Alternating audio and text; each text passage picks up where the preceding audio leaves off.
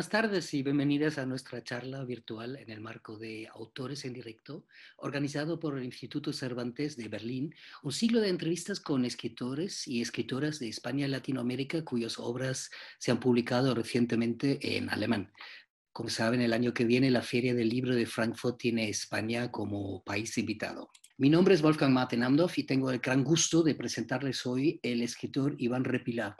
Iván Repila, nacido en Bilbao en 1978, es escritor, editor cultural y también fundador de una editorial especializada en poesía contemporánea, Más Médula Ediciones.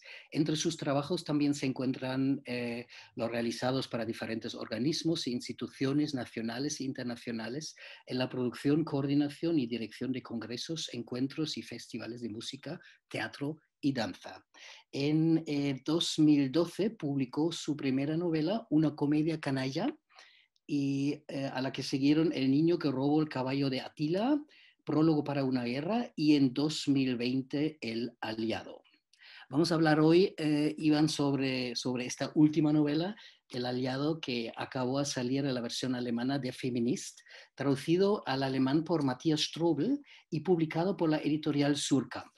De Feminist es una divertida sátira sobre el papel de los hombres en la eterna revolución feminista. Y se ha convertido en un pequeño fenómeno literario, no solo en España, sino también aquí. Iván, vamos a empezar esta charla sobre la novela con una pequeña lectura. ¿Qué fragmento nos vas a leer? Hola a todos, gracias por estar aquí. Voy a leer un fragmento del libro, como ha dicho Wolfgang. Comentamos el otro día, antes de empezar, cuando estuvimos hablando en privado, que mucha gente suele leer el comienzo de los libros y yo no... Bueno, pues digamos hacer algo distinto. Voy a leer algo que está un poco más adelante del comienzo del texto, pero que no... Yo creo que no desvela gran parte de la trama ni incurre en spoiler.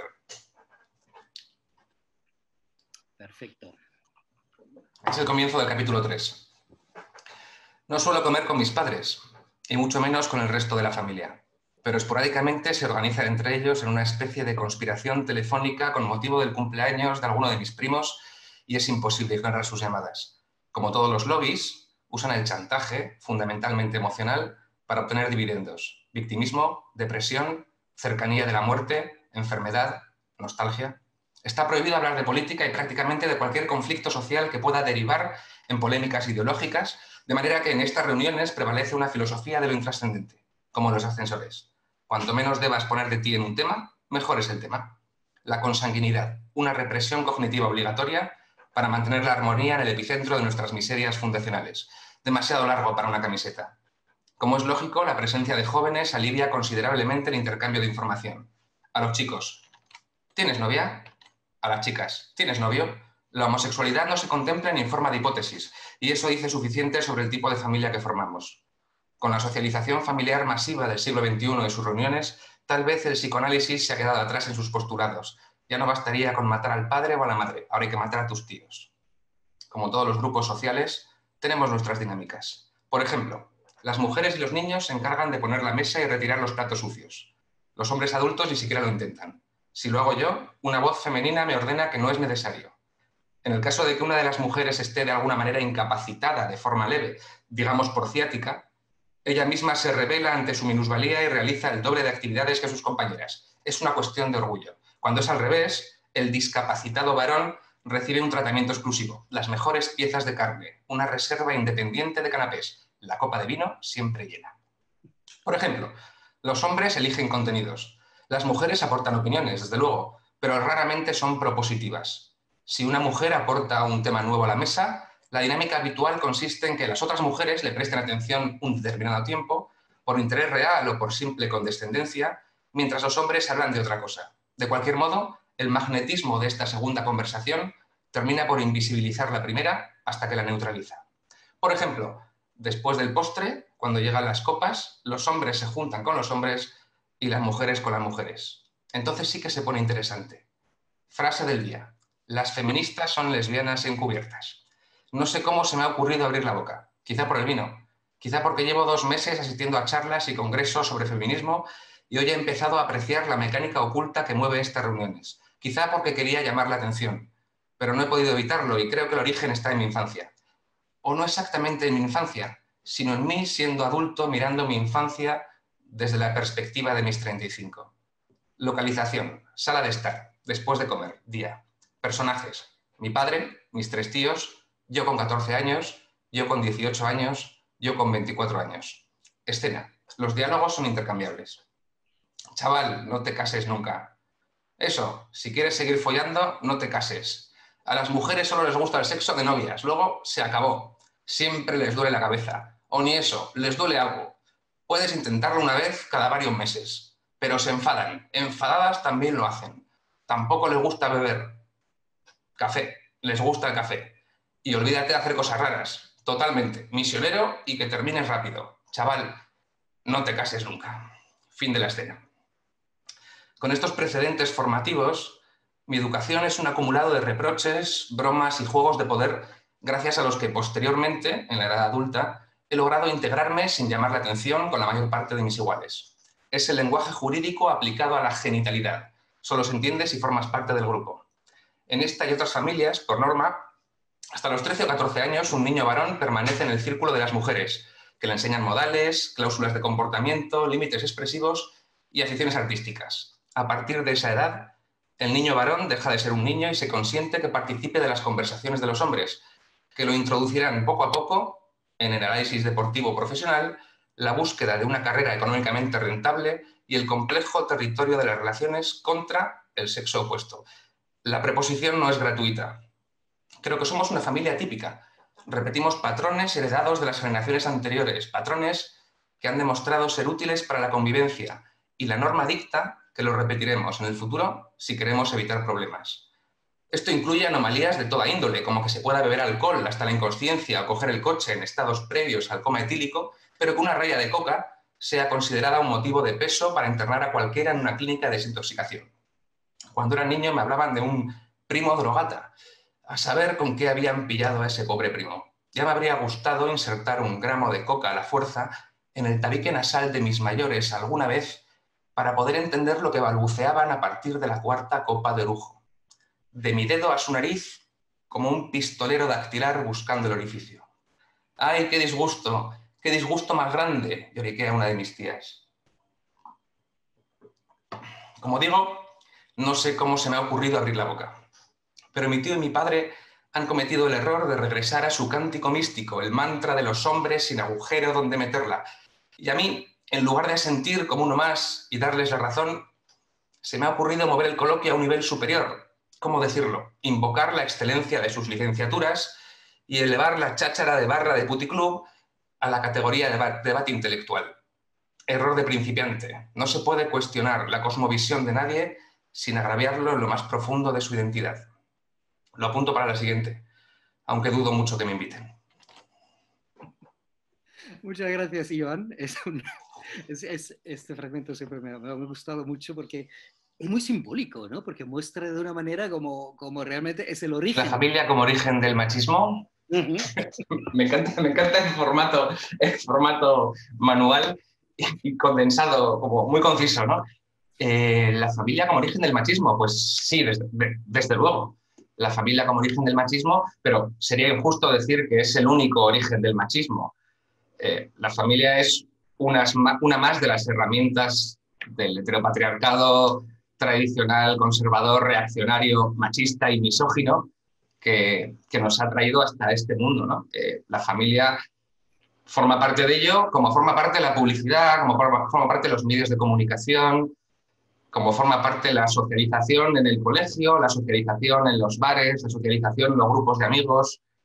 Sí que me temo que la familia es una de las herramientas que se han utilizado de forma consciente o inconsciente para construir un determinado modelo de mundo, que es en el que estamos, que es absolutamente injusto y desigual, entre otras muchas cosas, pero ya digo que sería injusto decir que es la única. Me parece que es importante subrayar que sí, forma parte de un mecanismo mucho más grande, de un sistema global en el que está la familia, desde luego, pero todo tipo de socialización, de adquisición de cultura, en el sentido de incluso los libros, los cánones literarios a los que tenemos acceso, lo que nos enseñan en el colegio, lo que hablamos con nuestros grupos de amigos, todos esos distintos universos, incluida la familia, se unifican y formulan, yo creo, un mundo, bueno, como el que tenemos. Supongo que no me escuchas todavía, ¿no? Estoy mudo, entonces hago la siguiente pregunta. ¿Cómo surgió la idea del aliado? ¿Propia experiencia? Sí, me encanta. La idea en concreto, lo que es la trama de la novela y el libro en concreto, no sé exactamente en qué momento surge, ¿no? Estos son, pues yo qué sé, supongo que vas masticando en tu cabeza las ideas que tienes y poco a poco, en un momento determinado, se configura, eliges un tipo de narrador, eliges una historia y se configura lo que luego se va a convertir en el libro, ¿no? Y empiezas a escribir. Pero si nos ponemos un momento antes, un paso antes al proceso de escritura en sí, yo diría que tiene mucho que ver con mi propia experiencia, desde luego, pero sobre todo había mucho ruido a mi alrededor que yo no era capaz de filtrar. Y yo diría que, sobre todo, en tres vertientes, ¿no? De tres maneras llegué hasta el libro. Aunque luego, como digo, el libro en concreto supongo que viene de un proceso intelectual o un proceso de escritor interior en el que vas pensando cómo contar la historia, ¿no? Y sucedieron en mi vida tres cosas, si no al mismo tiempo, sí de forma bastante, bueno, sucesiva, una detrás de otra, que fue la enorme influencia o fuerza que tenía el movimiento feminista en los últimos años en España, que estaba haciendo, como digo, mucho ruido, y no quiero decir ruido en el sentido despectivo, sino que estaba en los medios de comunicación, estaba en las redes sociales, estaba a nuestro alrededor, por así decirlo, y al mismo tiempo que el movimiento feminista, de repente, cuando abrías Twitter, cuando abrías los periódicos, te estaba interpelando, mi relación con mi mujer fue determinante para que yo me acercara al feminismo, y no solo la relación con mi mujer, sino también la relación con muchas amigas cercanas o familiares, mujeres, que en ese mismo ambiente en el que yo creo que estábamos muchas personas, empezaron a hablar de lo que les había sucedido, de experiencias determinantes en su vida. Y por otra parte, yo, en lugar de ser el hombre que siempre había sido, que tomaba la palabra y que estaba intentando ser protagonista siempre, poco a poco empecé a callarme y empecé a escuchar.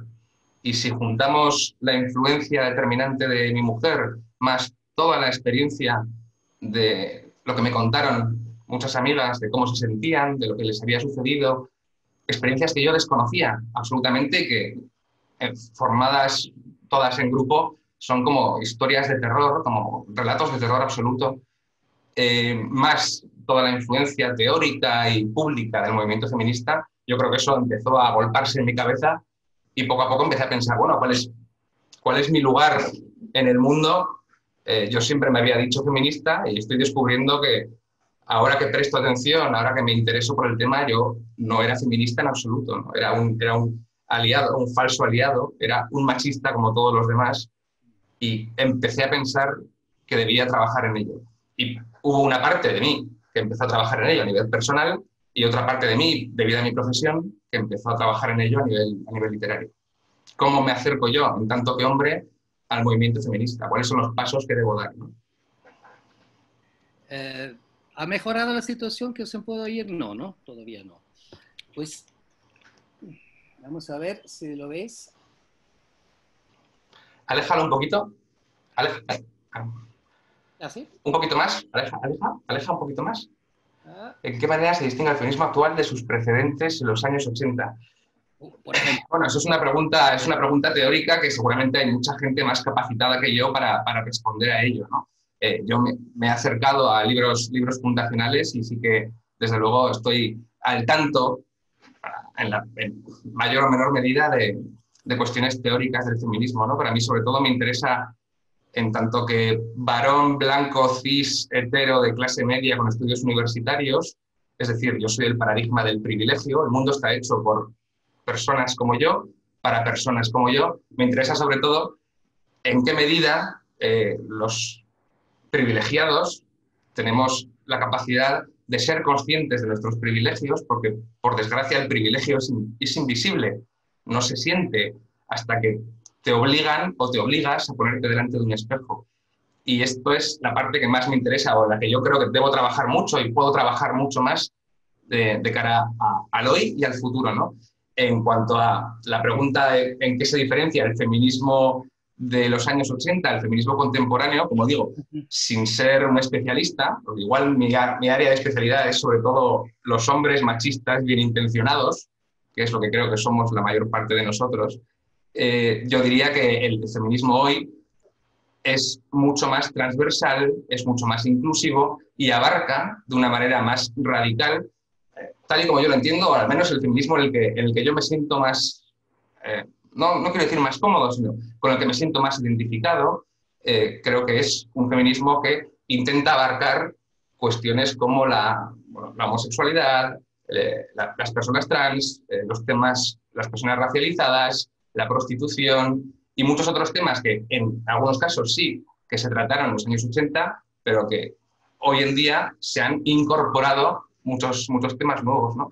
No sé hasta qué punto, por ejemplo, la deconstrucción de la masculinidad y otros temas como las nuevas masculinidades, de los que tanto se habla hoy en día, que desde mi punto de vista no son mi área de preocupación, porque creo que son como una fase 2 y donde yo me gustaría poner el dedo es en la fase 1, ¿no? Que es simplemente la de mirarse al espejo en tanto que varón y decir, bueno, a ver, ¿cuáles son mis privilegios? ¿Dónde me he equivocado? ¿Dónde he errado?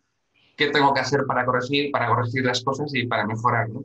En ese sentido, yo creo que el feminismo hoy abarca tantas cosas y tantos movimientos transversales que desde luego está imponiendo una cultura mucho más democrática, mucho más justa y mucho más igualitaria. Sospecho que el feminismo, que trabajó mucho y muy bien de los años 80, ¿no? Y de hecho, gran parte del conflicto que hay hoy en día entre distintos sectores del feminismo, en el que no voy a entrar desde luego, tiene que ver con personas que vienen de ese feminismo de los años 80 y mantienen posturas, yo creo que bastante reaccionarias o muy estancadas en determinados temas, como las personas trans o las personas racializadas, que hoy en día las corrientes más progresistas del feminismo están intentando superar. Uh-huh. Iván, cuéntanos algo sobre el final, esta cosa casi científica, el epílogo de Aisha de la Cruz.